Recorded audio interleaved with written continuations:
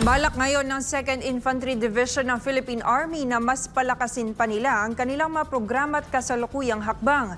Ito'y para mas mahikayat pa ang mga natitirang miyembro ng komunistang teroristang grupo na sumuko at magbalik loob sa pamahalaan. Si Almar Forzuelo sa balita. Ang bawat tao ay dumadaan sa mga pagsubok. Maaaring ito'y mga pagkatalo, pagkakamali o matinding kabiguan. Ngunit sa kabila ng lahat ng ito, may mga panahon na binibigyan tayo ng buhay ng pangalawang pagkakataon. Ang pagbabagong buhay ay isang proseso para matuto mula sa ating mga pagkakamali at paghanap ng mas mabuting daan patungo sa hinaharap. Ito ngayon ang layunin ng ating mga kasundaluhan, ang gabayan at mabigyan ng pag-asa ang ating mga kababayan na dati naligaw ng landas dahil sa maling ideolohiya at panlilinlang na mga komunistang teroristang grupong CPP, NPA, NDF. Kaya naman malaking tulong para sa mga dating rebelde na sumukot nagbalik loob sa pamahalaan ang mga ginagawang hakbang at mga programa ng gobyerno. Kagaya na lamang ng ginawang inisyatibo ng 80th Infantry Battalion kung saan hindi lang nila binigyan ng bagong tahanan ng mga ito kundi binigyan din nila ito ng mapagkakakitaan. Taong 2022 nang binuksan ng ATIB ang Balay Cafe, isang livelihood program na nag-aakay sa mga dating rebelde sa kanilang pagsisimula na bumalik sa lipunan. Sa eksklusibong panayam ng SMNI News sa dating commander ng ATIB na si Colonel Erwin Comendador, sinabi nito na kaya nila binuo ang naturang programa ay para punan sa tingin nila ay kulang sa mga hakbang ng gobyerno. Si Comendador ay Assistant Chief of Staff for Operations sa ilalim ng G3 ng 2nd Infantry Division ng Philippine Army ngayon. Ang Balay Cafe isa itong programa na livelihood program para sa ating mga former rebels. Balik tanaw tayo in 2022 nung ako'y umupo dito sa isang battalion commander. Meron po dito sa 80th Infantry Steadfast Battalion mga surrenderies or tinatawag natin mga former rebels. Now, nandito po sila para tulungan natin para doon sa kanilang reintegration program. At habang nandito sila sa battalion ay tinutulungan natin para doon sa pagtanggap ng kanilang mga e-clip, yung mga natatanggap nilang programa mula sa gobyerno.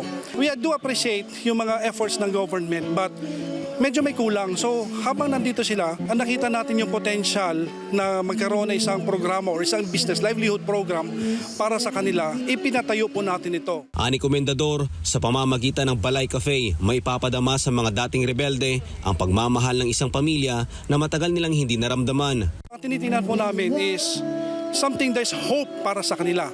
So kaya tinawag natin balay kasi sa isang bahay, doon natin nararamdaman na kasama natin yung ating pamilya na kung saan ito ang hindi nararanasan na isang rebelde sa loob ng taon-taong pagsasama niya doon sa hukbo.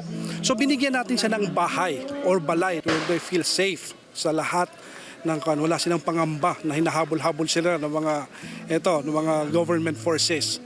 So here they are sa Balay Cafe. Maliban dito, tinuturuan din nila ang mga dating rebelde kung papaano magnegosyo at tumayo sa sarili nilang mga paa. Habang nandito sila, tinuturuan natin sila kung paano yung management, marketing, inventory.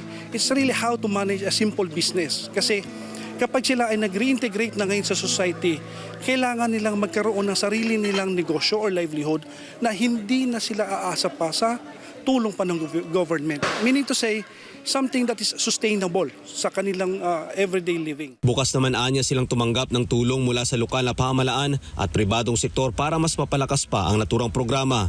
Sa huli, umaasang opisyal na sa pamamagitan ng mga ginagawang hakbang ng gobyerno ay mahikayat pa nito ang mga natitira sa kabundukan na magbalik loob sa pamahalaan at itigil ng armadong pakikibaka. And hoping that one day, lahat ng ating mga kapatid na nasa bundok pa, mga nalinlang, sana bumaba na kayo. May programa ang ating gobyerno, meron ang Balay Cafe. Isa lang po ito sa napakaraming programa ng ating government.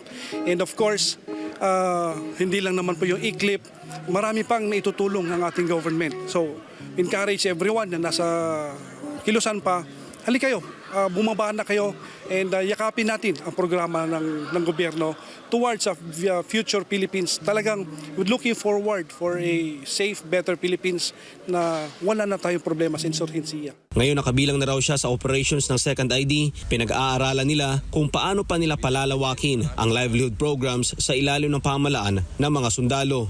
Ito po talaga isa ito sa mga tinitingnan po natin, mag-expand po tayo lalong-lalo na dito sa area ng 2nd Infantry Division na marami na po mga business establishment.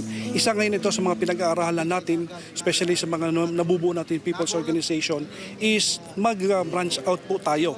Hindi lang for a Balay Cafe, kasi marami din ibang programa, ibang mga battalions pagdating dito sa mga kanilang livelihood programs. But the Balay Cafe is one typical example na pwede natin i-expand, and ongoing po yung ating study. Mahalaga ang mga programa ng pamahalaan para matigil ang insurhensya dahil ito'y nagbibigay ng mga solusyon sa mga ugat ng problema na nagiging sanhi ng hindi pagkakaunawaan at kaguluhan sa bansa. Kaya naman itutuloy ng ATIB ang kanilang mandato para mapanatili ang kapayapaan sa pamamagitan ng mga programa ng gobyerno. Para sa Diyosa sa Pilipinas, kung mahal Almar Forzuelo, SMNI News.